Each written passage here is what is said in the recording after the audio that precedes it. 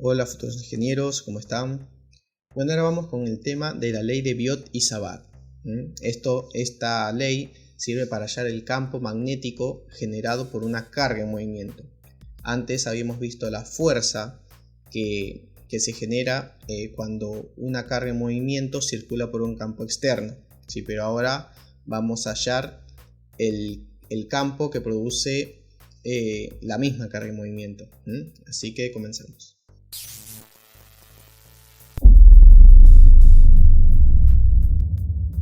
Bueno, sabemos que una carga estática no produce campo magnético. Sí produce campo eléctrico, no campo magnético. Pero cuando está en movimiento, ahí sí genera un campo magnético, en este caso en esta dirección, por la regla de la mano derecha. Este campo viene dado por esta expresión de acá, que es la ley de Biot y Savart, porque ellos la descubrieron. Entonces, si nosotros queremos hallar el campo magnético que genera esta carga en este punto, tenemos que desarrollar esta expresión usando el término de vector unitario. Así que esto ya lo hemos visto en un video anterior. Este R es un vector que indica la dirección de la carga hasta el punto, ¿sí? Que viene dado por esta expresión de acá. Fíjense que las coordenadas de la carga es todo 0. Las coordenadas de la carga es todo 0, entonces lo único que reemplazamos es las coordenadas del punto. Y este es el módulo de la distancia, ¿sí? Que lo obtenemos por Pitágoras. Entonces, resolviendo esto, tenemos esto de acá, ¿sí? Ahora, para resolver esta distributiva con este vector que nos queda acá, debemos de recordar la multiplicación vectorial, donde esto es el módulo del primer término por el segundo por el seno que forman estos dos vectores en la dirección de la tercera dimensión de estos dos. Entonces, teniendo en cuenta eso y resolviendo y haciendo distributiva, tenemos que esta multiplicación de acá tenemos i por i, ¿sí? Vemos que estos dos están en la misma dirección, entonces forman un ángulo de 0 grados. Seno de 0 es 0, por lo tanto este término es 0. En cambio, cuando hacemos la multiplicación de todo esto por menos 3j, fíjense que tenemos i por j. Si hacemos lo mismo, teniendo en cuenta esta expresión de acá, tenemos que i y j forman un ángulo de 90 grados. ¿Sí? Entonces el seno de 90 es 1. Por lo tanto, nos va a quedar q por b, ¿sí? por menos 3 en la dirección de k. Sería esto, en la dirección de la tercera dimensión, ¿sí? Entonces, resolviendo esto y teniendo en cuenta eso, nos queda esto de acá. Si le damos valores, la carga vale 4,5 a una velocidad de 3 metros por segundo, y donde U0 tiene este valor de acá, ¿sí? Con estas unidades, 4pi por 10 a la menos 7. Entonces lo único que hacemos es reemplazar, teniendo como resultado esto de acá, ¿sí? 3,24 por 10 a la menos 4 Tesla en la dirección de K, que vemos por la regla de la mano derecha que es la correcta. Esta es para una carga en movimiento, pero si tenemos un conjunto, ¿sí? de cargas en movimiento, tenemos lo mismo.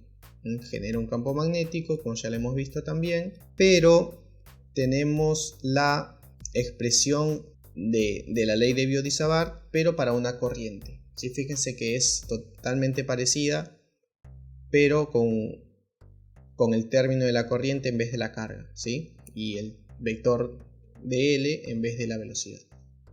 Entonces, si tenemos esto de acá, bueno, esta es la ley de Biot y Savart, como le hemos dicho.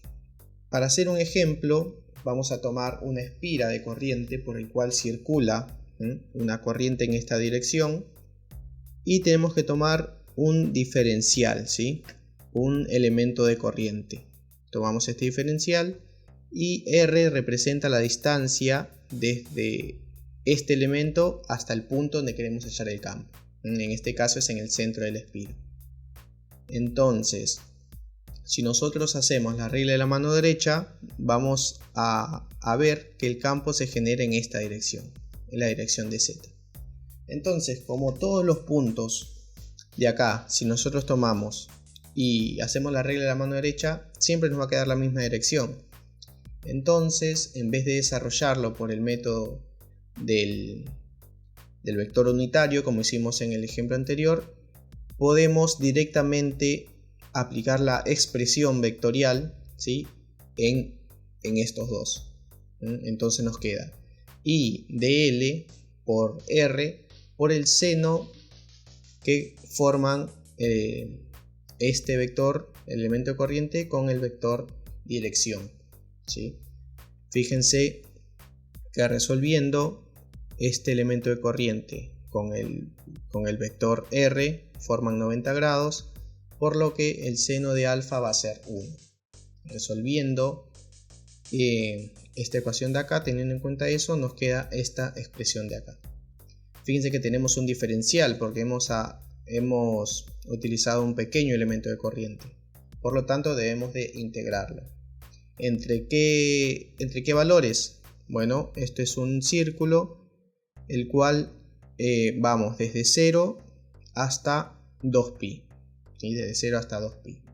Y a dl la podemos reemplazar por r diferencial de θ. dl la podemos diferenciar por r diferencial de θ, porque se va desplazando a lo largo de este círculo cuando varía el ángulo. Entonces, resolviendo esta integral, nos queda esto de acá, obteniendo como resultado esta ecuación de acá. Entonces, esta expresión es el campo magnético en el medio de la espira, cuando circula una corriente, ¿sí?